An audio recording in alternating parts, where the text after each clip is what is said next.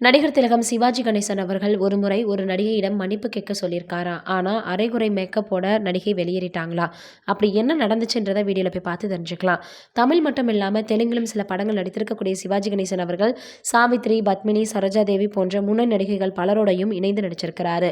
படப்பிடிப்புக்கு தாமதமாக வந்த நடிகை தன்னிடம் மன்னிப்பு கேட்கணும் அப்படின்னு நடிகர் திலகம் சிவாஜி கணேசன் நினைத்ததால் அந்த நடிகை படப்பிடிப்பிலிருந்து வெளியேறிய சம்பவம் பலருமே அறிந்திடாத ஒரு தகவலாக இருக்குது. நாடக நடிகராக இருந்து சினிமாவிற்கு வந்த நடிகர்களில் முக்கியமானவர் சிவாஜி கணேசன். தனது நடிப்பின் மூலமாக தற்போதைய நடிகர்களுக்குள்ள இருக்கக்கூடிய ஒரு இன்ஸ்பிரேஷனாக இருக்கிறார். 1952ஆம் ஆண்டு வெளியான பராசக்தி என்ற படத்தின் மூலமாக சினிமாவில் அறிமுகமானார். இந்த படத்தை தொடர்ந்து இவர் பேசியிருக்கக்கூடிய வசனங்கள் ஒரு அறிமுக நடிகரை போல இல்லாமல் கைதேர்ந்த நடிகர் அப்படின்னு ரசிகர்கள் நினைக்கும் அளவுக்கு நடிப்பில் முதிர்ச்சியை காட்டியிருந்தார். அதனைத் தொடர்ந்து பல படங்களில் தனது நடிப்பின் மூலம் முத்திரை பதித்த சிவாஜி கணேசன் ஒவ்வொரு படத்திற்கும் வித்தியாசத்தையும் காட்டியிருந்தார். தமிழ் மட்டுமில்லாமல் தெலுங்கிலும் சில படங்களில் நடித்திருக்கக்கூடிய சிவாஜி கணேசன் சாவித்ரி, பத்மினி, சரோஜா தேவி என கிளாசிக் சினிமாவின் முன்னணி நடிகைகளாக இருந்த பலருடன் ஜோடியாக நடிச்சிருக்க நிலையில் 80களில் முன்னணி நடிகைகளாக இருந்த ராதா அம்பிகாவுடன் இணைந்து நடிச்சிருக்கிறாரு. அந்த வகையில் சிவாஜியுடன் பல படங்களில் இணைந்து நடித்திருக்கிறவர் வெண்ணிற ஆடை நிர்மலா.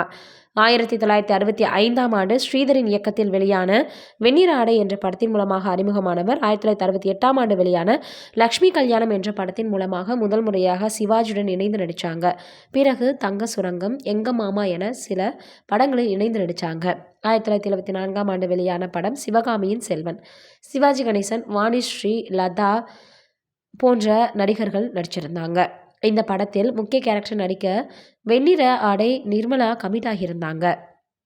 அப்போது முதல் நாள் படப்பிடிப்புக்காக ஏற்பாடுகள் தீவிரமாக நடந்துட்டு இருந்துச்சு. ஊட்டியில் மற்றொரு படத்தின் படப்பிடிப்பில் இருந்த நிர்மலா ரயிலை தவறவிட்டதால் குறிப்பிட்ட நேரத்தில் சிவகாமியின் செல்வன் படப்பிடிப்பில் கலந்துக்க முடியல. பிறகு மேட்டுப்பாளையத்தில் இருந்து வாடகை கார் பிடித்து சென்னை வந்து சேர்ந்தாங்க. சிவகாமியின் செல்வன் படப்பிடிப்புக்காக மேக்கப் போட்டு கொண்டு இருந்திருக்கிறாங்க. அப்போது உள்ளே வந்த ஒரு உதவியாளர், சிவாஜி ரொம்ப கோபமாக இருக்காரு, நீங்கள் படப்பிடிப்புக்கு லேட்டாக வந்துட்டீங்க, அதனால் நீங்கள் மன்னிப்பு கேட்கணும்னு சிவாஜி நினைக்கிறாருன்னு சொல்லியிருக்கிறார். இதனால் கடுப்பான நிர்மலா உடனடியாக தனது டிரைவரை அழைத்து காரை எடுத்துக்கொண்டு புறப்பட்டுட்டாங்களாம். அதன் பிறகு சிவகாமியின் செல்வன் படத்தில் வேறு நடிகை நடிச்சிருக்காங்க. இந்த சம்பவத்திற்கு பிறகு சிவாஜி ஒரு விருது வழங்கும் விழாவில் பார்த்த நிர்மலா அவரிடம் பேச தயங்கிய நிலையில் சிவாஜி வந்து அவரிடம் பேசி நல்லா விசாரிச்சிருக்காரு. அப்போதான் தனது தவறை உணர்ந்திருக்கிறாங்க நிர்மலா அவர்கள். இதை ஒரு பேட்டியில் அவங்களே சொல்லியிருக்கிறாங்க.